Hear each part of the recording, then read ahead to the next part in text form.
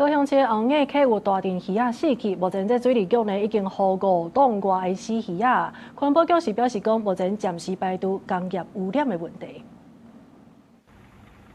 行挖過油廠大排水葉，閣會當聞到臭味。里長表示，水利局人員19對這時一直呼到暗時11點，到目前為止已經呼出5檔外的死魚啊。他們已經做到快11點了，還要繼續再打撈。我是覺得對他們這是體力上也負荷也不了。我說那先暫停好了，你們先回去休息啊，明天早上再來繼續打撈。雖然烏陰濕雨，環保局唔甲大意，繼續派員監測後硬溪、興中橋河段甲油廠大排。水色雖然落落，不過水質 pH 值甲溶氧度攏是正常。他早上起來都這一段清光了，那邊我去看都在旁邊，因為都在旁邊的草叢裡面。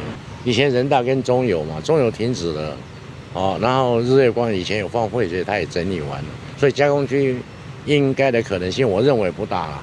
後硬溪前日出現大批死魚浮佇水面，經過研判，魚群是因為天氣傷熱，水中溶氧度過低來死亡。環保局表示，大排附近攏是人家厝，林務大社工業區的污染幾率無懸，嘛有可能是油廠大排是鹹正水的交界，拄到海水倒溢，水質改變，魚群就較高死亡。環保局會繼續監測水質，加強河面的巡檢。